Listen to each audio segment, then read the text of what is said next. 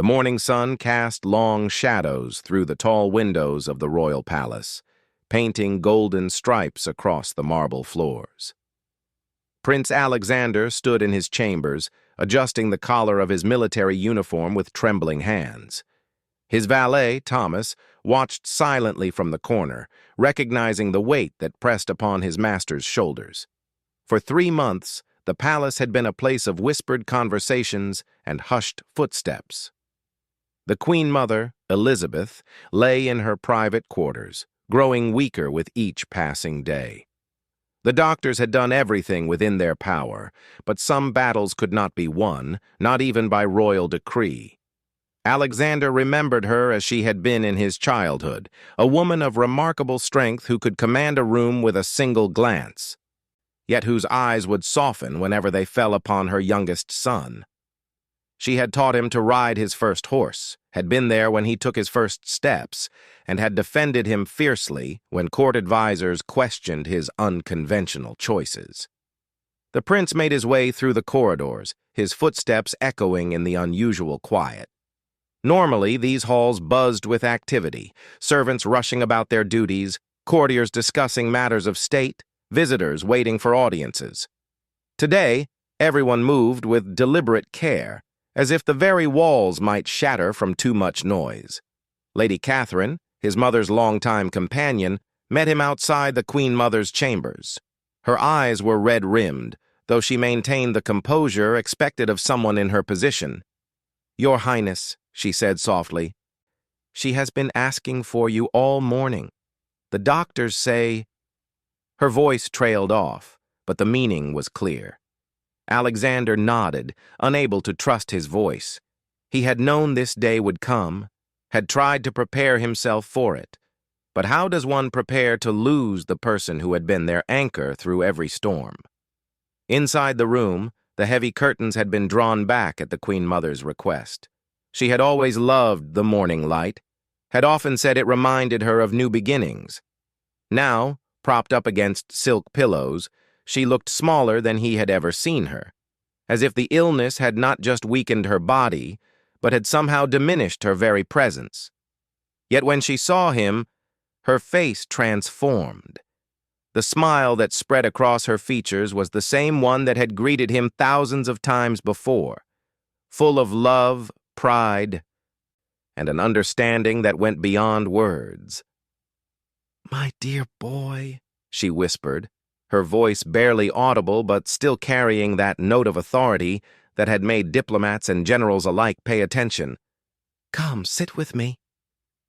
Alexander crossed the room and took the chair beside her bed, reaching for her hand. It felt fragile in his grasp, like a small bird that might fly away at any moment. They sat in silence for a while, watching the dust motes dance in the sunbeams, each lost in their own thoughts.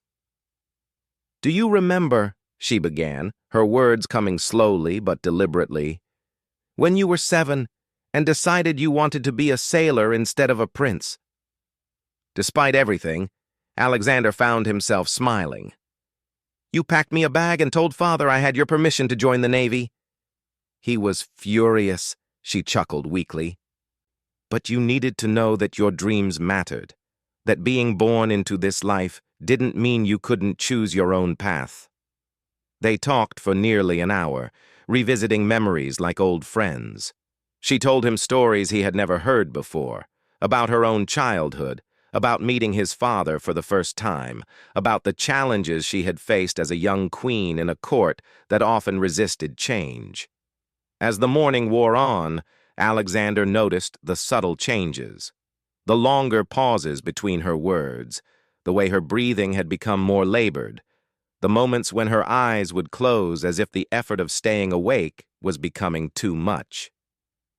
"Alexander," she said suddenly, her grip on his hand tightening with surprising strength, "there is something I must tell you, something I've kept hidden for too long." The prince leaned closer, sensing the urgency in her voice. "In my desk, the secret compartment you used to hide your toy soldiers in, there's a letter. Promise me you'll read it after I'm gone. It concerns your brother and decisions that were made long ago. You'll need to be strong, my son, stronger than you've ever been." Before Alexander could ask what she meant, a fit of coughing overtook her. The nurse, who had been standing discreetly in the corner, rushed forward, but the Queen Mother waved her away with a weak gesture. I need to see the hallway," she said between gasps. "One last time. The portrait hallway." Alexander's heart clenched. The portrait hallway held paintings of all the monarchs who had come before, including one of the Queen Mother herself in her younger days. It had been her favorite part of the palace, a place where she would walk when she needed to think or find solace. "Mother, you're too weak. We can bring photographs." "No," she interrupted with a flash of her old fire. "I will see it properly. Help me, my son." Against the protests of the medical staff, Alexander helped his mother into a wheelchair. She was impossibly light, and he had to be careful not to hold her too tightly. Together with Thomas and two nurses, they made their way slowly through the palace. Word spread quickly through the servants' quarters and among the courtiers. By the time they reached the long hallway with its vaulted ceiling and endless rows of portraits, a small crowd had gathered. They stood at a respectful distance, some with tears in their eyes, all understanding they were witnessing something profound. The Queen Mother insisted on standing when they reached her portrait. Alexander supported her on one side, Thomas on the other. She gazed up at the painting, a young woman in her coronation robes, eyes bright with hope and determination. "I was so frightened that day," she murmured. 23 years old and suddenly responsible for an entire nation. But your father held my hand, just as you're holding it now, and I knew I could face anything." She turned to look at the other portraits, naming each monarch, sharing a memory or piece of wisdom about each one. The hallway had filled with more people now, servants, guards, even some visiting dignitaries who had heard what was happening. All stood in absolute silence, bearing witness to this final journey. When they reached the end of the hallway, where a space waited for the next portrait, the Queen Mother swayed slightly. Alexander tightened his grip, but she patted his hand reassuringly. "This is where your portrait will hang one day," she said to Alexander, "and you will be magnificent. I've seen it in my dreams, you standing tall, wearing the crown with grace and wisdom. The people will love you as they have loved me." She turned to face the assembled crowd, and for a moment, she seemed to draw strength from their presence. When she spoke, her voice carried to every corner of the hallway. "Thank you," she said simply. "Thank you for your service, your loyalty, and your love. Look after each other. Look after my son." The effort seemed to drain the last of her strength. She sagged against Alexander, and he could feel her heartbeat fluttering irregularly against his arm. "Take me back," she whispered. "It's time." The journey back to her chamber seemed both endless and far too quick. Once she was settled in her bed again, she asked everyone to leave except Alexander. Even the nurses withdrew, understanding that these final moments belonged to mother and son alone. The afternoon sun had shifted, casting the room in a softer amber glow. Alexander sat beside his mother's bed, their hands still entwined, neither willing to break the connection.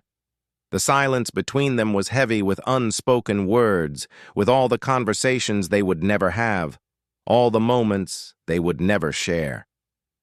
"There's so much I still need to tell you," the Queen Mother said, her voice barely above a whisper. "So much wisdom I haven't passed on." "You've taught me everything that matters," Alexander replied, fighting to keep his voice steady.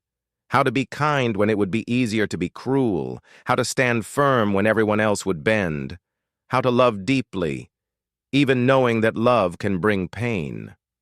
She smiled at that, a sad, knowing smile. "You always were too wise for your years. I used to worry about that. A child who understood too much too soon, but perhaps it was preparing you for this. A knock at the door interrupted them. Lady Catherine entered, followed by Alexander's older brother, Prince William. The heir to the throne moved with his characteristic measured pace, every gesture calculated and proper. But Alexander could see the cracks in his brother's composure, the tightness around his eyes, the way his hands clenched and unclenched at his sides. "Mother," William said, bowing formally before approaching the bed. "My firstborn," the Queen Mother responded, her face lighting up despite her weakness. "Come, let me see both my boys together." William took his place on the other side of the bed, and for a moment, the three of them existed in a bubble outside of time. The Queen Mother looked from one son to the other, her eyes taking in every detail as if trying to memorize them. "You two must take care of each other," she said, gripping both their hands. "The crown will try to divide you, as it has divided brothers throughout history. Don't let it. Remember that you are family first, royals second." William and Alexander exchanged a glance over their mother's bed. Their relationship had always been complicated, the heir and the spare, as cruel courtiers sometimes whispered. William, groomed from birth for kingship, carried himself with rigid propriety. Alexander, freed from that burden, had been allowed more latitude to follow his heart. It had created a distance between them that years of shared experiences couldn't quite bridge. "Promise me," the Queen Mother insisted, her voice gaining strength from urgency. "Promise me you'll stand together." "We promise," they said in unison, and in that moment, Alexander believed they meant it. The Queen Mother relaxed slightly, seeming satisfied. She turned to William first. "You will be a good king," she said. "But remember, a good king serves his people, not the other way around. Don't let the crown become a prison, and trust your brother. He sees things you cannot from your throne." To Alexander, she said, "Support him, but don't lose yourself in his shadow. You have your own light to shine, your own path to walk. The letter I mentioned, read it soon. There are things you need to know." William looked questioningly at Alexander, but this wasn't the time for explanations. The Queen Mother's breathing had become more labored, each breath a conscious effort. The nurse who had been checking on them periodically entered and whispered urgently to Lady Catherine, who nodded gravely. "Your Majesty," Lady Catherine said gently, "the Archbishop has arrived as you requested." The Queen Mother nodded weakly. The Archbishop of Canterbury entered, an elderly man whose face bore the weight of countless last rites. He carried with him the ancient rituals of faith that had comforted monarchs for centuries. As he began to speak the familiar words, more family members arrived. Princess Margaret, Alexander's sister, rushed in from her diplomatic mission abroad, still in her travel clothes. Various cousins, aunts, and uncles filled the room, creating a circle of love around the dying queen. But even surrounded by family, the Queen Mother's eyes sought Alexander's. There was something in her gaze, a mixture of love, worry, and perhaps regret for words left unspoken.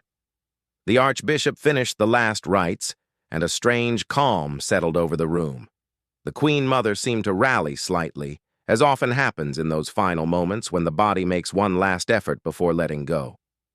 "I need to speak to Alexander," she said clearly. "Alone, just for a moment." There were protests, from William, from the doctors, from Princess Margaret, who had just arrived. But the Queen Mother's will, even in her weakened state, was not to be denied. One by one, they filed out, leaving mother and son alone once more. "My darling boy," she said, tears now flowing freely down her cheeks. "There's something else, something about your birth, about who you really are. The letter will explain, but I need you to know. It changes nothing about my love for you. You are my son in every way that matters." Alexander felt a cold dread settling in his stomach. Mother, what are you saying? Just remember, you are who you choose to be, not who blood makes you, and I have been prouder of you than you could ever know. You have a strength that doesn't come from titles or birthright. It comes from here. She placed a trembling hand over his heart. Mother, please. You're frightening me. Don't be frightened. Be brave, as you've always been, and know that wherever I am, I will be watching over you. My love doesn't end with death. It lives on in you, in every choice you make, every life you touch. She paused, gathering what remained of her strength. Now, call the others back. It's time. With legs that felt like lead, Alexander went to the door and gestured for the family to return. They filed in silently, taking their places around the bed. The Queen Mother looked at each of them in turn, her children, her grandchildren, her faithful servants and friends. Thank you, she said simply. Thank you for filling my life with such love. The late afternoon sun slanted through the windows, casting everything in a golden glow that seemed almost otherworldly. The Queen Mother's breathing became shallower, the pauses between breaths longer. Alexander held her hand tightly, feeling her pulse fluttering like a butterfly against his fingers. Around him he could hear the muffled sobs of family members, the whispered prayers of the Archbishop, the quiet strength of those who had served her for decades. Sing for me, the Queen Mother whispered, the lullaby. You know the one. Alexander's throat closed with emotion, but Princess Margaret began to sing softly, the same lullaby their mother had sung to them as children. One by one, others joined in, their voices creating a gentle chorus that filled the room with bittersweet beauty. As the last notes faded away, the Queen Mother's eyes found Alexander's one last time. Her lips moved, forming words meant only for him. Be happy. Then, with a soft sigh that might have been contentment or release or both, Queen Elizabeth closed her eyes. The hand in Alexander's went limp, and the strongest woman he had ever known was gone. For a moment, no one moved. It was as if time itself had stopped, unwilling to move forward into a world without her. Then the Archbishop stepped forward, speaking the ancient words that marked the passing of a monarch, and reality crashed back in. Alexander stood frozen beside the bed, unable to process the finality of what had just happened. Around him, the room erupted into controlled chaos. The Archbishop continuing his prayers, doctors moving forward to perform their final duties, Lady Catherine beginning the protocols that death demanded even of queens. William stepped forward, placing a hand on Alexander's shoulder. Brother, he said quietly, we need to go. There are arrangements to be made, announcements to be prepared. But Alexander couldn't move. His mother's last words echoed in his mind. Be happy. Such a simple command that felt impossibly heavy. How could he be happy in a world without her voice, her wisdom, her unconditional love? Alexander, Princess Margaret touched his arm gently. Her face was streaked with tears, but she had already begun to assume the mask of public composure. We need to leave now. They need to prepare her. Numbly, Alexander allowed himself to be led from the room. He glanced back once at the still form on the bed, at the woman who had been his anchor, and felt something fundamental break inside him. The hallway outside was crowded with people, servants, guards, courtiers who had heard the news. They lined the walls in silent tribute, many openly weeping. As the royal siblings passed, people bowed or curtsied, already acknowledging the shift in the world's axis. Alexander walked mechanically, his body moving while his mind remained in that room with his mother. He was vaguely aware of William speaking to officials, of Margaret coordinating with Lady Catherine, of the great machinery of monarchy grinding into motion around them. They reached the portrait hallway. the same one where just hours before his mother had stood and spoken her final public words. It was empty now, the crowds dispersed, leaving only the painted eyes of past monarchs to witness what came next. Alexander stopped walking. He stood before his mother's portrait, the young queen staring back at him with eyes full of hope and determination. The woman in the painting didn't know what lay ahead. The triumphs and tragedies, the difficult decisions, the gradual wearing away that time inflicts on all of us. Alexander? William had noticed his absence and returned. We need to go to the council room. There are papers to sign, declarations to approve. She said there was a letter, Alexander said, his voice sounding strange to his own ears. In her desk, something about you, about decisions made long ago. William's face went very still. What kind of decisions? I don't know. She said I needed to be strong, stronger than ever before. Alexander turned to face his brother. What aren't you telling me, William? For the first time in years, Alexander saw uncertainty in his brother's eyes. William, who always had an answer, who never showed weakness, looked genuinely shaken. Not here, William said quietly. Not now. After the funeral, we'll talk. But Alexander, whatever that letter says, remember, you are my brother. That will never change. The words, meant to be reassuring, only deepened Alexander's unease.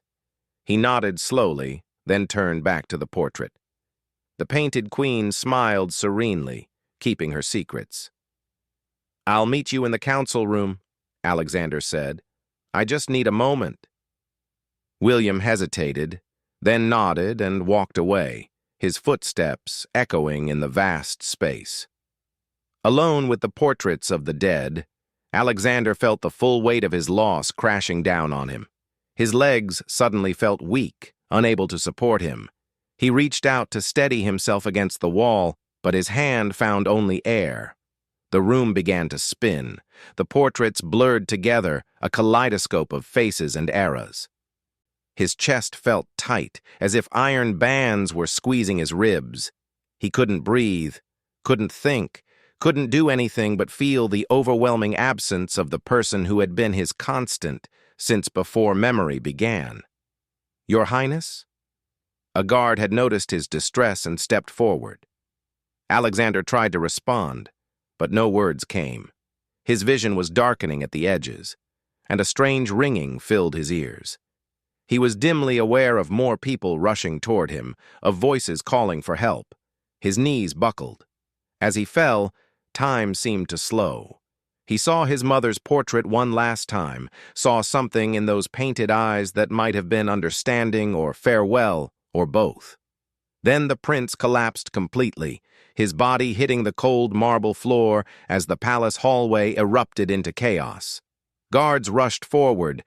Someone shouted for the doctors, and within moments the same medical team that had just pronounced the Queen Mother dead was racing to attend to her son. Alexander was unconscious, but somewhere in the darkness he could hear his mother's voice singing the lullaby from his childhood. He reached for it, tried to hold on to it, but it faded like morning mist, leaving only silence. When he woke hours later in the palace medical wing, the first thing he saw was William sitting beside his bed, holding a cream-colored envelope with their mother's seal. "You've been unconscious for 3 hours," William said without preamble. "The doctors say it was shock, exhaustion, grief, a perfect storm of too much for your body to handle." Alexander struggled to sit up, his head pounding. "The letter?" William held it out slowly. "I thought we should read it together. Whatever it says, we face it as brothers." With trembling hands, Alexander broke the seal. His mother's familiar handwriting spilled across the page, and for a moment he couldn't focus on the words through his tears. "My dearest Alexander," he read aloud, his voice shaking, "if you are reading this, then I am gone, and the time for truth has come. What I tell you now, I have kept secret for 27 years, to protect you, to protect the crown, to protect everyone involved." Alexander paused, glancing at William, who nodded for him to continue. You are my son in every way that matters. But you did not come to me in the traditional way. When your father and I had been trying for years to have another child after William, we were told it was impossible. The kingdom needed an heir and a spare, as the cruel saying goes, and I had failed in that fundamental duty. Then came Lady Sarah Pemberton, one of my ladies-in-waiting. She was young, unmarried, and pregnant. The father was a young officer who died in service before they could marry. In a different world, she would have faced ruin. Instead, in secret, an arrangement was made. You were born in a private hospital, and within hours you were in my arms. The official story was that I had been in seclusion for a difficult pregnancy. Only a handful of people knew the truth. Your father, myself, Lady Sarah, and the doctor who delivered you. Lady Sarah left court immediately after, with a generous pension and my eternal gratitude. She married well and had other children, but she never forgot you. The Christmas cards that came every year from an old friend of the family, those were from her. She died 5 years ago, taking the secret with her. I need you to understand, my darling boy, from the moment I held you, you were mine. Not by blood, perhaps, but by choice, by love, by every sleepless night and joyful morning we shared.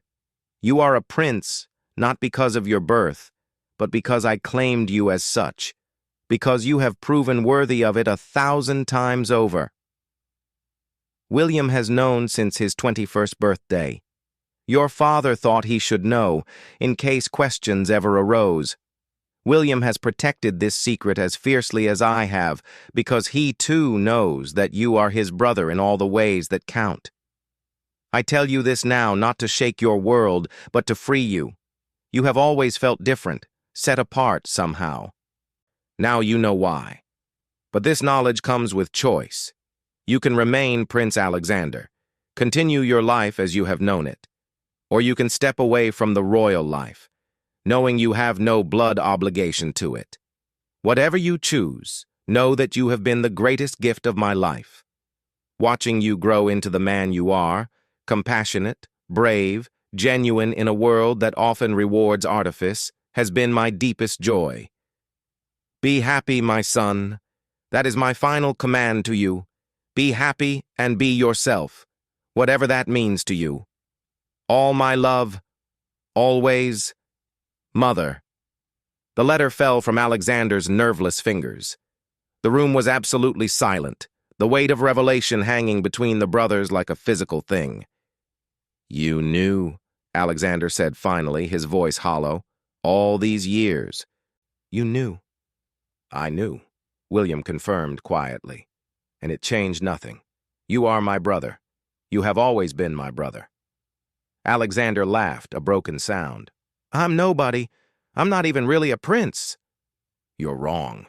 William's voice was firm now, carrying the authority of his position. You are Prince Alexander because our mother made you so, because our father acknowledged you as his son, because you have served this family and this nation with honor. Blood is just blood. Family is choice. Alexander closed his eyes, overwhelmed. In one day, he had lost his mother and discovered his entire life was built on a beautiful lie. He thought of all the times he had felt like an outsider, all the moments when courtiers whispered about how different he was from William, how he lacked the traditional royal bearing. What do I do now? He asked, hating how lost he sounded. Now, William said, standing and straightening his jacket, we prepare for our mother's funeral. We honor her as she deserves. And then, when the ceremonies are done and the world has moved on, you decide who you want to be. But know this, whatever you decide, you will always have a brother, and you will always have a home here. Alexander nodded slowly, the words penetrating the fog of his shock. Outside the window, he could see the sun setting, painting the sky in shades of pink and gold. His mother had loved sunsets, had said they were proof that endings could be beautiful. In the days that followed, Alexander played his part perfectly. He stood beside William at the funeral, walked behind their mother's coffin with dry eyes and steady steps. He accepted condolences from world leaders, spoke at the memorial service about the Queen Mother's legacy of compassion and strength. But late at night, he would find himself in the portrait hallway, standing before her painting, wondering who he really was. The prince who had collapsed in grief, or the young man who had discovered he was free to choose his own path? The answer came slowly, in the weeks and months that followed. Alexander began to understand that his mother's final gift wasn't the truth about his birth. It was the permission to be himself, fully and completely. He had always been different, not because he wasn't royal by blood, but because he had been loved into being by a woman brave enough to claim him as her own. He chose to remain Prince Alexander, but on his own terms. He used his position to champion causes his mother had cared about, to bridge the gap between the palace and the people. And sometimes, when he walked through that portrait hallway, he could almost feel her presence, could almost hear her voice, telling him she was proud. The palace hallway had stood still the day a prince collapsed at his mother's goodbye. But from that stillness, that breaking, had come a new understanding of what it meant to be royal. Not by blood, but by choice, by service, by love. And in that understanding, Alexander finally found what his mother had commanded him to find: happiness.